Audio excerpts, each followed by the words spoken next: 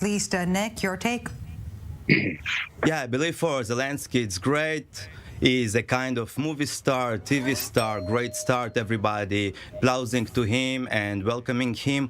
So for his own fame, it's great. It's also great for a PR of those countries and maybe for the social media and for mass media, especially in the West, it's great. But will it help the Ukrainian people? I don't think so. But no matter how many weapons they will get, it will not help them because the country will continue to be destroyed. They just need to reach a peace agreement. Okay. And Nick, Macron, French President Macron and German Chancellor Olaf Scholz, with a very, of course, warm welcome of Ukrainian President Zelensky, saying the future of Europe as a whole depends on the future of Ukraine. Is that so? I think that what do you refer to as the future of Europe? If it's just a geopolitical game and a game of economy, so yes, maybe it's better for them that Russia and Ukraine will continue their war and Russia will be weakened. Europe maybe will be stronger, but most likely United States will be stronger. But just Europe can't resist United States. But that's the only perspective that it is good for Europe.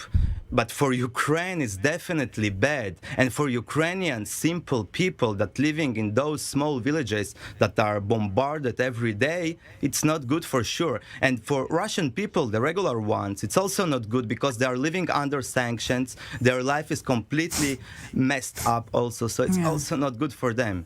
Ina, do you get what Nick is saying, that the war is perhaps, quote unquote, good for Europe, but not for Ukraine? Nick, Ina, please chime in. I think, okay, if I'm speaking, I think that for Ukrainian politicians, for the president, for some rich billionaires, maybe this war is really good because they are getting more popular and more have more fame, more power, more money. Yeah, for them it's great. But as long as I know, the regular people in Ukraine, they even can't speak because if they are saying something that it's not in line with what the government wants you to say, then they even can be prosecuted or they can be jailed. At least that's what I know. That's the information that I have. Maybe it's wrong. But if it's really the situation, it's really bad because you can't say that all Ukraine is one victim, like the speaker before said. It's 40-something million people. Yeah. Yeah. Peter Zelmayev, NickKolyohin, and Ina Sufsin. We're putting a quick stop right here, but we're back in a few minutes with part 2 of our debate. Don't go anywhere. Welcome back to the summit. Still with us, Peter Zelmayev, Ina Sufsin, and NickKolyohin. Thank you all so very much for staying with us. We're also, of course, staying on topic. But before we get back to our conversation, let's take a listen to one of many speeches by the Ukrainian president this week, this time with British lawmakers saying thanks, but we need more. Let's take a listen. We have freedom. Give us wings to protect it. I trust this symbol will help us for our next coalition of the planes, and I appeal to you and the world with simple and yet most important words. Combat aircrafts for Ukraine. Wings for freedom. So let's get to it with quite an upfront phrasing here. Will it ever be enough for Ukraine? Are they being a bit greedy? Let's begin with another quick fire round and pick up the conversation from there. Nick, your 30 seconds are on. I think it's a great input to the world industry of the war of weapons, especially for the American companies that are doing a great profit from that. So maybe for them it's great. But for Ukraine, as I said before, I don't think they can have enough weapons if they are against a superpower that have nuclear weapons and have enough weapons to destroy them and the world actually also. So what's the point?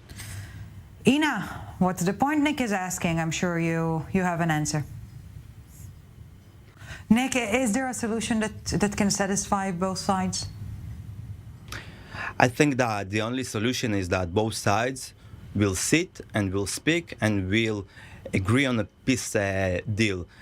I said from the beginning it was a big mistake of Russia to invade to Ukraine. I'm against this war. I'm against any war. But I don't think that Ukrainian people, the simple one, that their homes are bombarded and their relatives are dying, I don't think that they want to be the front of NATO and to defend all Europe and United States. I don't think, from my perspective and my understanding, this is the dream of the mothers of Ukraine, that their children will defend the children of American mothers or of European mothers, that they are continue to have a great life in their countries. I don't think that that's the case. Maybe for some politicians in Ukraine it's great, as I said, but I don't think for regular people it's good. And on that note, we obviously have so much more to discuss, but we will have to end our current discussion here. Ina Sovson, Peter Azalmayev, and NickKolyohin, thank you so very much for your time and insight. We truly do appreciate it, and hopefully we will see you on the show again. Thank you very much for this.